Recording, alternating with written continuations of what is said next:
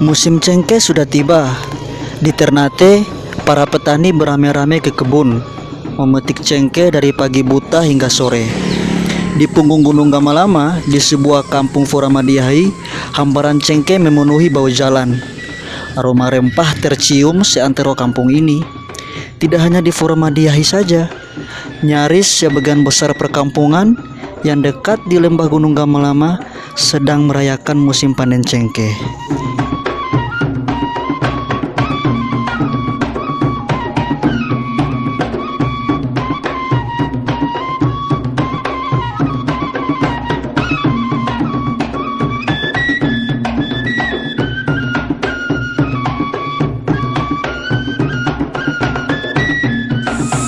Kita sekarang sudah di kebun cengkeh. Di sini juga terlihat ada beberapa pohon pala dan durian. Disinilah warga sehari-hari bergantung hidup ketika tiba musim cengkeh. Tidak jauh dari sini juga kita bisa pergi ke salah satu makam Sultan besar kita, Sultan Bagulah.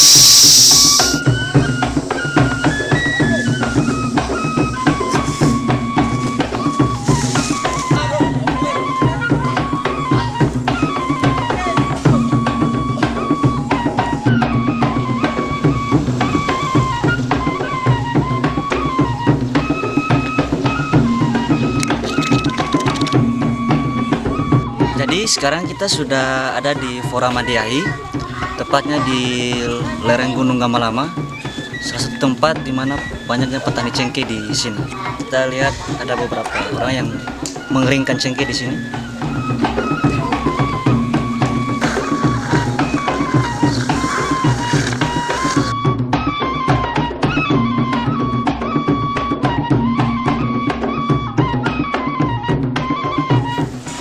Bagaimana cengkeh ini berapa hari betul-betul berapa hari untuk kita? Kalau namanya cengkeh ini kan jemuran itu 3 hari kalau panas betul-betul. Nah, itu 3 hari. Itu langsung dia kering. Terus itu langsung jemur yang lain lagi tuh.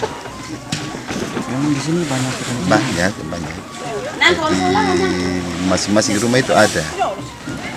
Sekitar 20 pohon. Iya. Kalau harga per cupa ini 4.000. Nah, terus nanti 1 kilo itu dia dapat 20.000. Nah, terus nanti kering berarti dia dapat 1 kilo 68.000. Beda jauh. Tahun kemarin itu ya sekitar 100.000. Iya. Ya, harga jatuh sekali.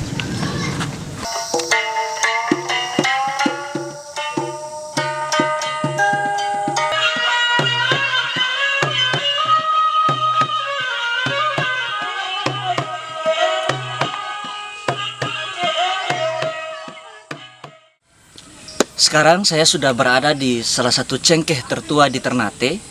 Tepat di belakang saya, cengkeh ini diperkirakan usianya sudah mencapai 200 tahun. Sebenarnya di sini dulu terdapat 3 cengkeh tertua, tapi 2-nya sudah roboh atau mati. Ini tepatnya di Kelurahan Tongole.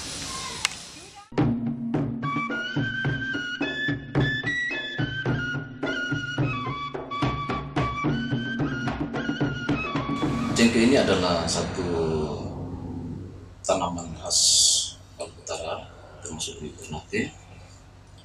Dan cengkeh ini sebetulnya memiliki peranan yang sangat penting di masa lalu terkait dengan perdagangan global. Bicara tentang kapan cengkeh itu tumbuh di Maluku Utara atau di Ternate, saya kira jauh sebelum Masehi cengkeh ini sudah ada. Dari mana kita bisa ketahui bahwa jauh sebelum Masehi cengkeh itu sudah tumbuh di Maluku Utara atau di Ternate? Kita akan menggunakan beberapa petunjuk. Pertama, kita menggunakan data arkeologis. Ya. Disebutkan bahwa pada tahun 1700 sebelum Masehi di satu daerah peninggalan purbakala di Terka, Kamar Simpan Mesopotamia itu sekarang di daerah Suriah.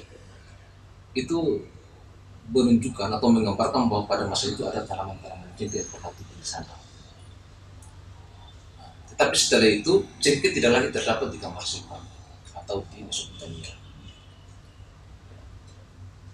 Dan ahli mengatakan bahwa cengkeh yang dikenal setelah dari Kamar Simpan itu adalah cengkeh dari timur.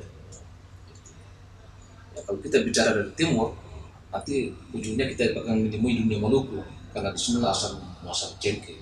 Dan sampai abad ke-13 mereka belum mengetahui dari mana asal muasal cengkeh, masih dirahasiakan.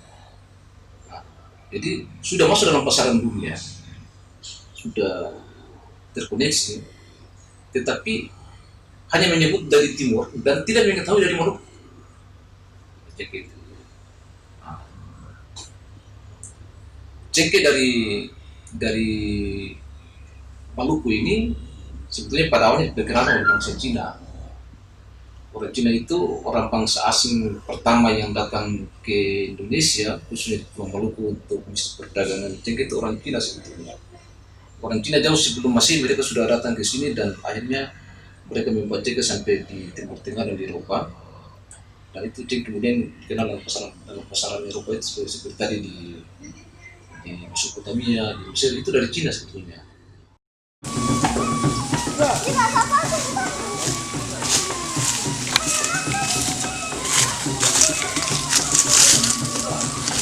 Selain buahnya, daun cengkeh ini juga sering dimanfaatkan untuk produk-produk lainnya. Salah satunya biasa digunakan untuk minyak atsiri.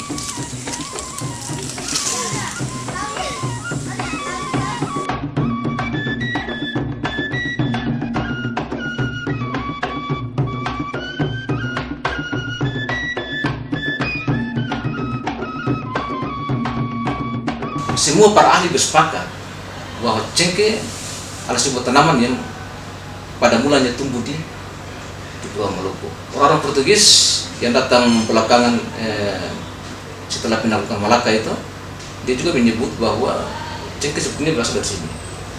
Ada tulisan dia dalam berbagai referensi menyebut bahwa Tuhan telah menciptakan cendana untuk timur, pala untuk Banda, dan cengkeh untuk Maluku. Kan begitu. Artinya di masa dia sudah keliling dunia ini, keliling beberapa tempat, dan dia bertanya di tempat lain. Orang sering mengatakan bahwa tempat lain tidak ada cengkeh kecuali di Maluku. Dulu sebut Maluku itu bukan di abad-abad sebelum abad ke-18, sebelum abad ke-19 ya. Itu yang disebut Maluku tidak termasuk Ambon dan Banda. Maluku yang disebut Maluku yang sekarang kita wilayah Provinsi Maluku Utara itu yang disebut Maluku itu nanti kalau kita lihat dalam dinamika politik kolonial itu nanti abad ke-18 baru pemerintahan governamen Van Banda Naira dan Van Amboina itu disatukan dengan governamen Dermaluken yang namanya menggunakan istilah Maluku, dan pusat kepuasannya bukan lagi di Ternate, di Ambon. Nah, itu baru terjadi penyatuan Maluku itu. Jadi sebelum abad ke-19 itu yang disebut Maluku tidak termasuk Banda dan itu Ambon. Meskipun sebelum itu ada pengaruh dari Sultan Papula ke wilayah-wilayah Serang dan seterusnya. Tapi secara administrasi itu wilayah Maluku itu masih terbatas di daerah yang dipimpin oleh para raja-raja Maluku itu. Sekarang cuaca sudah mendung dan sepertinya akan hujan. Memang petani cengkeh itu bergantung pada sinarnya matahari, dan sekarang kita lihat mereka sudah beres-beres karena sepertinya akan hujan.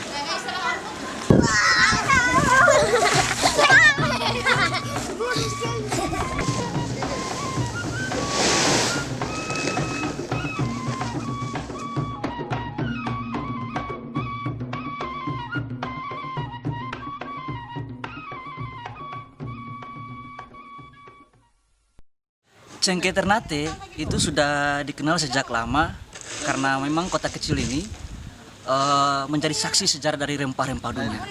Dari bangsa Arab, Cina hingga Eropa pernah ada di sini.